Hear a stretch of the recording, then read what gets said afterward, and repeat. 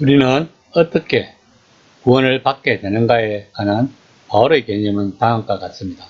즉, 구원의 과정은 먼저 복음 선포로 시작되며 그 선포 안에 그리고 그 선포를 통해 성령이 역사하고 그 결과 그 선포를 들은 성도의 마음에 성령의 영향을 미치는 것으로 진행되어 결국 믿음이 탄생하고 세례를 통해 그 가족으로 들어가게 된다는 것입니다.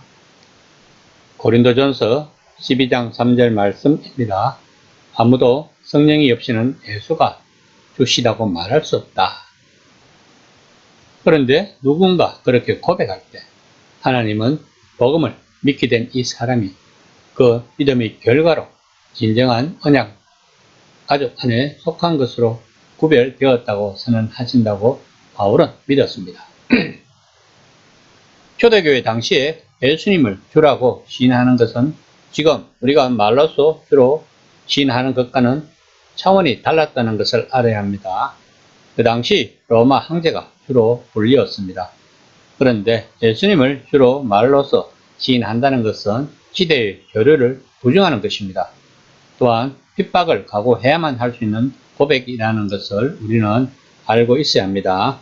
그러므로 바울이 말하는 것은 성령의 역사하심이 없으면 우리는 예수를 주로 시인할 수 없다는 것입니다. 다시 말하면 우리 안에 성령이 거하여야만 우리는 예수를 주로 믿을 수 있다는 것입니다. 오늘 본문 말씀의 강조점은 이 성전을 세우는 이들이 잘못된 재료로 성전을 세울지 모르는 위험이 아니라 건물을 완전히 허물지 모르는 위험에 있다는 것입니다. 그 건물이 정말 하나님의 성전이라면 그런 성소를 허무는 것은 신성모독이 되는 것입니다.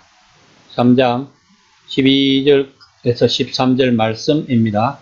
그러나 그 기초 위에 금이나 은이나 보석이나 나무나 풀이나 지프로 이 터 위에 세우면 각 사람의 공적이 나타날 터인데 그날의 공적이 밝히리니 이는 불로 나타내고 그 불이 각 사람과 공정이 어떠한 것을 시험할 것임이라.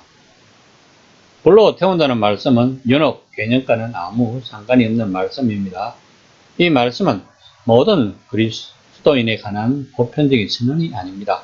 이것은 구체적으로 하나님의 교회 안에서 일하는 것이 사명인 이들, 곧 공동체를 세우는 일에서 특정한 측면을 담당한 이들에게 주는 경고입니다. 첫째 재료인 금, 은, 보석은 모두 불을 견딜 수 있지만 둘째 재료인 나무, 풀, 지폰 모두 불에 잘 타는 물질입니다.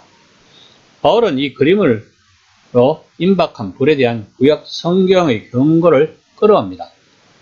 이방 민족이 휩쓸고 다니며 대혼란을 야기했던 시절 이스라엘은 실제 화재를 여러 차례 경험했습니다. 성전이 피해를 입은 적도 있었습니다. 본문에서 말하는 금, 은, 보석은 값비싸고 견고하고 영원한 것으로서 기초이신 예수 그리스도의 복음이며 나무, 풀, 지폰 일시적이고 값싼 것으로 거짓된 가르침이나 천하한 초등학문, 헛된 속임수를 가리킨다고 볼 수 있습니다. 사역자들이 어떤 재료를 사용하여 건축 작업을 하였든 간에 마지막 심판의 날에는 그 결과가 나타날 것입니다. 3장 14에서 15절 말씀입니다. 만일 누구든지 그 위에 세운 공적이 그대로 있으면 상을 받고 누구든지 그 공적이 불타면 해를 받으리니 그러나 자신은 구원을 받되 불 가운데 받은 것 같으니라. 다양한 사역자들이 다양한 재료를 사용하여 건축 작업을 해왔습니다. 불이 어떤 부분은 태우고 다른 부분은 향상시킬 것입니다. 자신의 업적이 불타 없어지는 이들은 손해를 입을 것입니다. 본문 말씀은 하나님이 각 사람을 업적에 따라 심판하신다는 중요한 가르침을 시사합니다. 불이 제 역할을 할 때 엉뚱한 재료를 사용한 건축가는 해를 입을 테지만 그들 자신은 구원받을 것이라고 바울은 말하고 있습니다. 이는 그리스도인의 확신에 대한 자신의 입장을 경지하면서 믿음과 세례로 성령의 선물인 새 생명을 받은 우리가 하는 일에 대한 그리스도인으로서 책임을 진지하게 받아들이는 바울의 표현 방식으로 보입니다.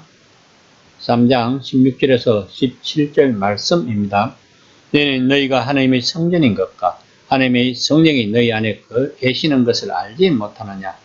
누구든지 하나님의 성전을 더럽히면 하나님이 그 사람을 멸하시니라. 하나님의 성전은 거룩하니 너희도 그리하리라. 이 당시 많은 유대인들은 예루살렘에 있는 눈에 보이는 성전은 하나님이 심판날에 있고 하나님이 새로운 일을 하시리라고 믿었습니다. 그 일은 새로운 건물과 관련이 있을 수도 있고 그렇지 않을 수도 있지만 하나님의 구원 능력으로 변화된 사람들로 이루어진 공동체를 의미하는 것은 분명합니다.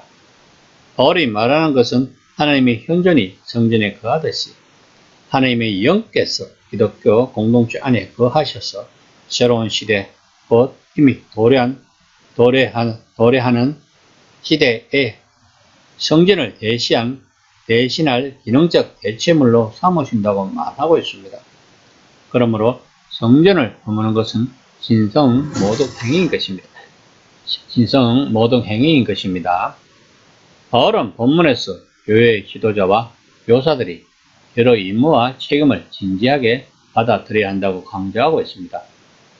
교회에서 사역자가 하는 일은 본인의 종교적 즐거움과 지식의 유의를 즐기려고 하는 것이 아닙니다.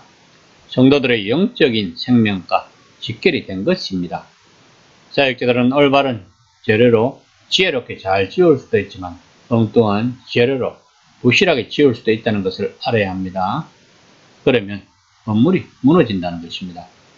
바울이 고린도 교회인들에게 경고하고 있는 말씀이 지금 현재 우리 기독교인들에게 하는 말과 같습니다. 가만히 생각해 보세요. 우리 기독교인들이 검, 보석 같은 불에 타지 않는 말씀을 원한다면 과연 목회자들이 불에 잘 타는 나무나 풀이나 집 같은 말씀을 전하겠습니까? 다시 말하면 예수님의 복음보다는 성도들이 듣기 좋은 말씀, 즉 예수 믿으면 복받고 성공한다는 기복적인 말씀을 전하겠습니까? 이 시간 우리는 검은 보석 같은 말씀과 나무나 풀이나 집 같은 말씀을 구별하고 있는가를 한번 생각해보는 시간이 되었으면 합니다.